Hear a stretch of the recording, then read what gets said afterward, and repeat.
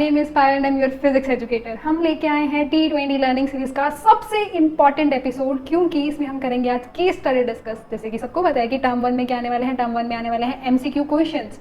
और MCQ questions कब attempt होते हैं? जब कंसेप्ट क्लियर होते हैं। जो केस स्टडी के क्वेश्चन है वो भी कंसेप्ट से रिलेटेड ही हैं, वो कोई अलग दुनिया से नहीं आए, उनसे घबराने की कोई जरूरत नहीं है। अगर आपके कंसेप्ट क्लियर है ना तो सब कुछ सॉर्ट आउट हो जाएगा, बस कंसेप्ट क्लियर होने चाहिए। जैसे कि हमने chapter 9 force and laws of motion के सारे कंसेप्ट क्लियर कर लिए हैं। जिसने अभी तक वो कंसेप्ट वाली वीडियो नहीं देखी, पहले वो वीडियोस देखो, क्योंकि कंसेप्ट क्लियर होंगे तभी तो एमसीक्यू क्वेश्चन सॉल्व होते हैं, नहीं तो फिर वो जल्दबाजी में लगा लो, कंफ्यूजन में लगा लो, क्वेश्चन गलत हो जाता है। अगर किसी के कंसेप्ट क्लियर है तो एमसीक्यू क्वेश्चन में मार्क्स कटने का मतलब ही नहीं बनता। मतलब आप टर्म 1 में फुल मार्क्स लेके आ सकते हो। कब? जब कंसेप्ट क्लियर हो गए। अब force and laws of motion के कंसेप्ट क्लियर हो चुके हैं, अब डिस्कस करेंगे हम केस स्टडी डिस्कस, जिसका एक फोबिया है बच्चों को कि हाँ ये बहुत ही मुश्किल है, हाँ कैसे करेंगे, कितनी पता नहीं कितने क्वेश्चन आ जाएंगे। कुछ नहीं, अगर आपका सब कुछ क्लियर है, पहले अच्छे से केस स्टडी को डिस्कस करो, देखो उसमें क्या गिवन है, क्या पूछा गया है, बस आंसर्स दे दो। बल्कि केस स्टडी वाले क्वेश्चन ज्यादा स्कोरिंग है। एक पैराग्राफ पढ़ने पे मिनिमम 3 से 4 क्वेश्चन उसी पैराग्राफ में से सॉर्ट आउट हो जाएंगे। मतलब सेम कंसेप्ट, मिलते जुलते कंसेप्ट से सॉर्ट आउट होने वाले हैं। तो I like the case study question today most. तो स्टार्ट करते हैं हमारे फर्स्ट केस स्टडी क्वेश्चन। ये है हमारी first case study. 2 hockey players of opposite team. 2 hockey players हैं, ऑपोजिट टीम के हैं। While trying to hit a hockey ball on the ground, collide immediately becomes entangled। पहले दोनों क्या कर रहे हैं, अलग अलग डायरेक्शन में मूव कर रहे हैं, बट जैसे उन्होंने हिट किया दोनों क्या हो गए, इंटेगल्ड हो गए, मतलब इकट्ठे हो गए। एक का मास कितना है? 60 kg and the moving with the velocity of 5 metre पर सेकेंड। ये देखो, इस पर्सन की हमने फोटो भी लगाई है, जैसे कि एक पर्सन ए जिसको नेम दे दिया, जिसका मास है 60 kg और वो मूव कर रहा है 5 मीटर पर सेकेंड की स्पीड से। वही दूसरा आया, while the other has a mass of 55 kg। ठीक है, इसका मास 55 kg है और moving faster with the velocity of 6 metre पर सेकेंड की स्पीड से वो मूव कर रहा है। ये देखो इनकी डायरेक्शन, और टुवर्ड्स द फर्स्ट प्लेयर, मतलब एक इधर से हमारे पास आ रहा है लेफ्ट टू राइट। जो फर्स्ट प्लेयर है जिसका 60 kg मास है वो जा रहा है लेफ्ट टू राइट, और जो सेकेंड प्लेयर है वो जा रहा है राइट टू लेफ्ट। मतलब दोनों की डायरेक्शन क्या हो गई, बिल्कुल ऑपोजिट हो गई। और assumed that the frictional force between the force acting between the two player and the ground is negligible। मतलब कोई फ्रिक्शनल फोर्स हमने नहीं कंसीडर करना, हमें जो गिवन है, हमें जो कंडीशंस गिवन है मास की, वेलोसिटी की, बस उसी को ही यूज करना है बस। अब देखो जो इंपॉर्टेंट था वो हमने लिख लिया, वो हमने नोट डाउन कर लिया कि फर्स्ट पर्सन का जो मास है m1, फर्स्ट पर्सन को m1 या ma बोल देते हैं, अगर हमने a लिया है तो ma, mass of a is 60 kg। ठीक है, कितनी वेलोसिटी से मूव कर रहा है, va is equal to 5 metre पर second.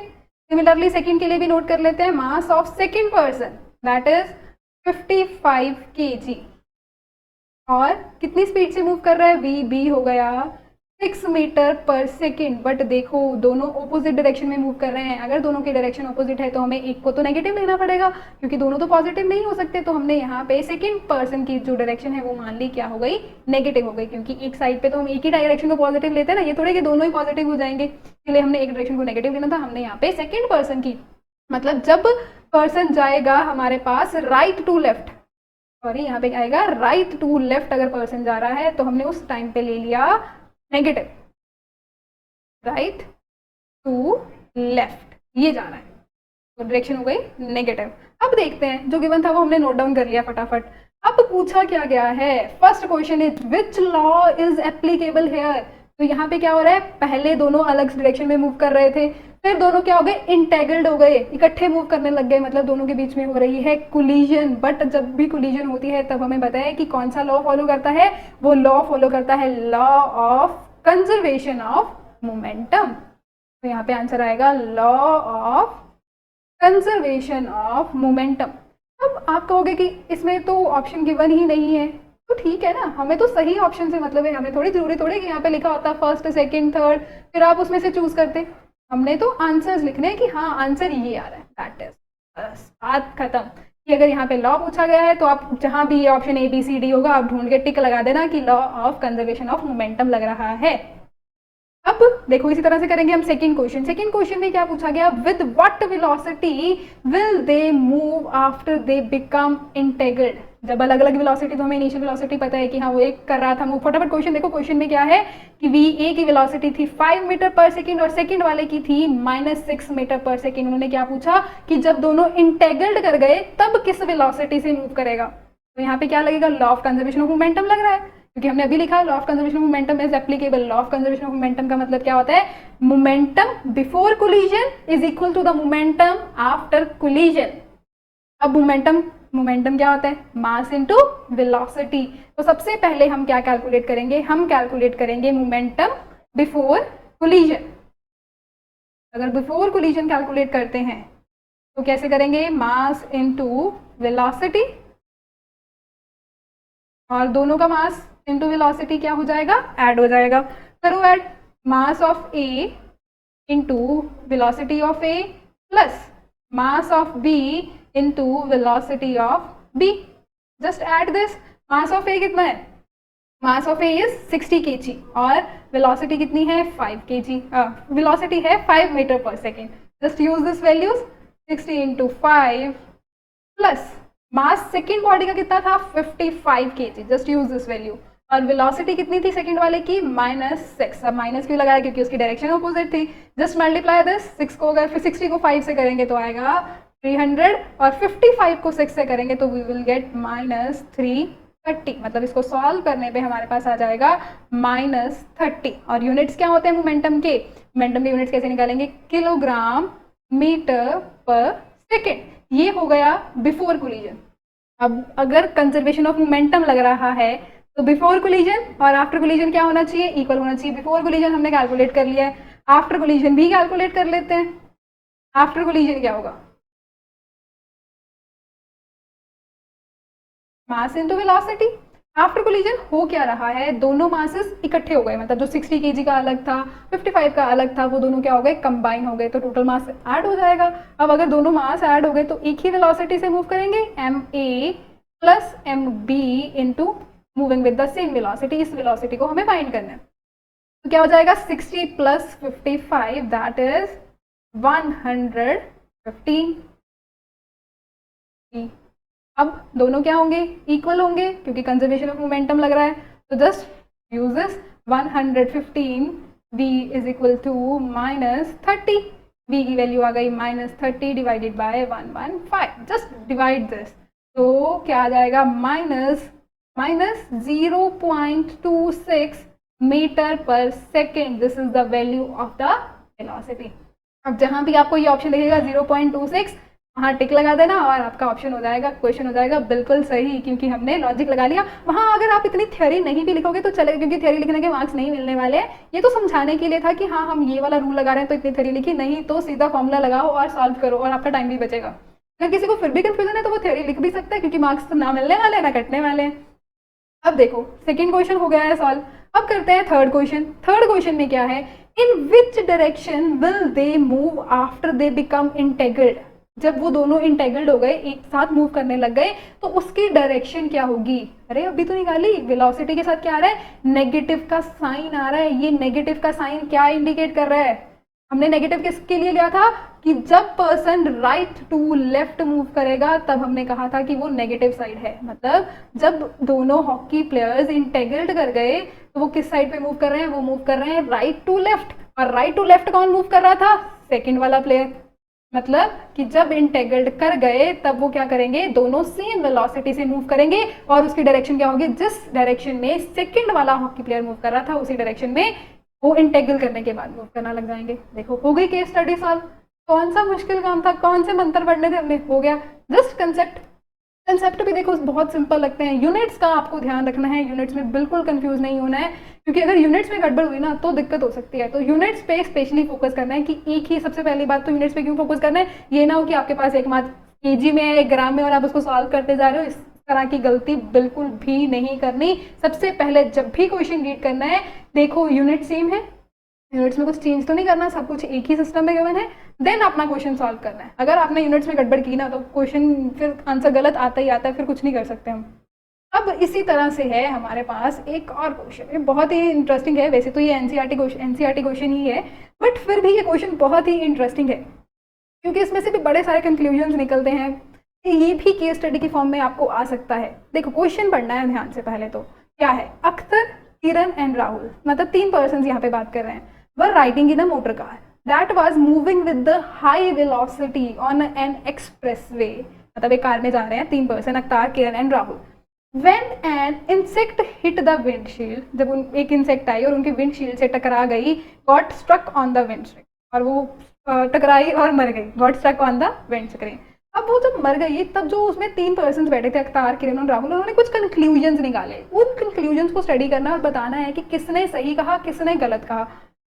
अख्तार and Kiran starting pondering over the situation, मतलब उन्होंने सिचुएशन को देखा और सोचना शुरू किया। किरण सबसे पहले जो थी ना, किरण सजेस्टेड, फीमेल्स फर्स्ट होता है भाई, उसने सबसे पहले अपने विचार पेश किए। उसके विचार क्या थे? Kiran suggested that the insect suffered a greater change in momentum as compared to the change in momentum of the motor car. ठीक है, सही है, because the change in velocity of the insect was much more than that of the motor car. ठीक है, मतलब किरण ने कहा कि वो क्या इंसेक्ट है उसमें सफर कर रही है, मोमेंटम चेंज होगा। क्योंकि देखो क्वेश्चन को बड़े ध्यान से पढ़ा हमने कि हाँ इंसेक्ट आके टकराई विंडशील्ड से और वो उस पर टकरा के मर गई, तो होगा क्या? अब अगर वो मर रही है तो जैसे ही वो टकराई तो उसकी डायरेक्शन चेंज होगी। अगर डायरेक्शन चेंज हो रही है तो वहाँ पे मोमेंटम तो डेफिनेटली चेंज हो रहा है, ये हो रहा है। तो मतलब जो किरण ने कहा वो बिल्कुल सही था, कोई कुछ भी गलत नहीं है उसमें। बट जितना मोमेंटम चेंज होगा, जितना मोमेंटम इंसेक्ट में चेंज होगा उतना ही मोमेंटम, जितना मतलब इंसेक्ट गेन करेगी उतना ही मोमेंटम कार क्या कर देगी, लॉस कर देगी। क्योंकि momentum, law of conservation of momentum को कभी नहीं भूलना है, वहाँ पे law of conservation of momentum तो लगेगा। बट किरण का कंक्लूजन बिल्कुल सही था कि हाँ क्योंकि अब इंसेक्ट है, टकराई, एक तो उसकी डायरेक्शन चेंज हो गई, अब वो ऊपर से कार इतनी वेलोसिटी से मूव कर रही है तो उसमें मोमेंटम तो डेफिनेटली चेंज हो रहा है, वो भी बहुत ज़्यादा हो रहा है। बट वो जितना मोमेंटम गेन करती जाएगी उतना ही जो कार है वो लॉस करती जाएगी। दोनों में जो law of conservation of momentum है वो वैलिड रहेगा। मतलब किरण इज राइट, जो उसका कंक्लूजन था वो बिल्कुल सही था, उसने बिल्कुल सही स्टेटमेंट कही है। ठीक है, उसके बाद अख्तार का बढ़ते हैं कि अख्तार ने क्या कंक्लूजन दिया। Akhtar said that since the motor car was moving with the larger velocity it exerted a large force on the insect, as a result insect died। Okay, yes बिल्कुल, क्योंकि मोटर कार का मास ज़्यादा है, जिसका मास ज़्यादा उस पर फोर्स भी ज़्यादा लगता है। सिमिलरली तो सही है, अख्तार की स्टेटमेंट में बिल्कुल सही है, जिसकी वजह से अब इंसेक्ट कार पे क्या हुआ, बहुत ज़्यादा फोर्स लगा जिसकी वजह से वो मर गई। मतलब अख्तार ने क्या कहा, अख्तार का कहना था कि जैसे ही मोटर कार मूव कर रही थी लार्जर वेलोसिटी से, अब उसका मास ज़्यादा तो उसको वेलोसिटी, उसका एक्सेलरेट ज़्यादा होना पड़ रहा है, तो होगा क्या, तो उसमें ज़्यादा फोर्स लगी जिसकी वजह से इंसेक्ट मर गई। मतलब अख्तार की जो स्टेटमेंट थी वो भी बिल्कुल सही थी, कुछ भी गलत नहीं था उसमें। अख्तार वॉज ऑल्सो राइट। अब कौन बचा? लास्ट में बचा Rahul. Rahul while putting an entirely new explanation that both motor car and insect experience the same force. Yes बिल्कुल सही है, एक्सपीरियंस द सेम फोर्स, क्योंकि क्या होता है according to the third law of Newton, क्या होता है एक्शन और रिएक्शन की जो वैल्यू है बिल्कुल सेम होती है। दोनों बस ऑब्जेक्ट डिफरेंट होते हैं, दोनों की डायरेक्शन डिफरेंट होती है, बट मैग्नीट्यूड बिल्कुल सेम होता है। मतलब अगर इंसेक्ट ने फोर्स लगाया है, कार ने इंसेक्ट पे फोर्स लगाया, तो इंसेक्ट भी सेम मैग्नीट्यूड का फोर्स लगा रही है। ये बात अलग है कि उस पर कुछ दिख नहीं रहा क्योंकि उसका मास ज़्यादा है, उस पर इफेक्ट हमें दिखा नहीं, बट वहीं इंसेक्ट का मास कम होने की वजह से उस पर इफेक्ट हमें दिख गया कि वो मर गई है। बट कार का मास ज़्यादा है, इस वजह से कोई इफेक्ट उस पर दिख नहीं रहा, बट मैग्नीट्यूड बिल्कुल सेम है।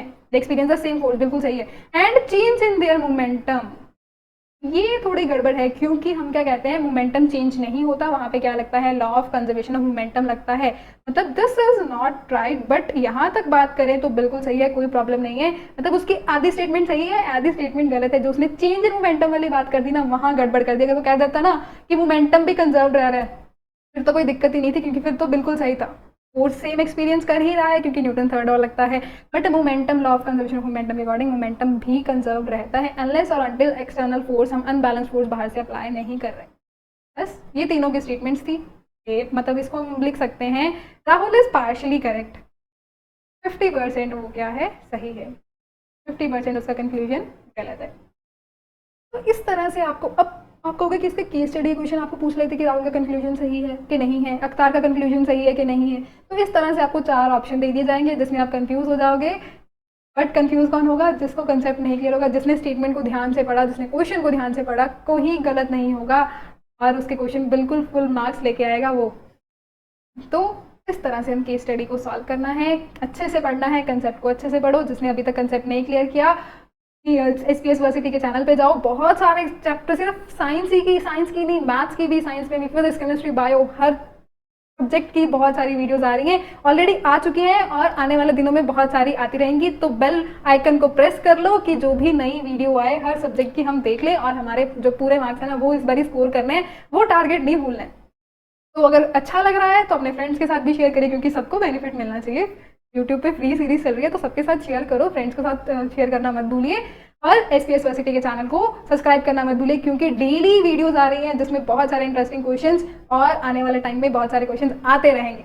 तो तब तक के लिए stay happy, stay safe, see you in the next class.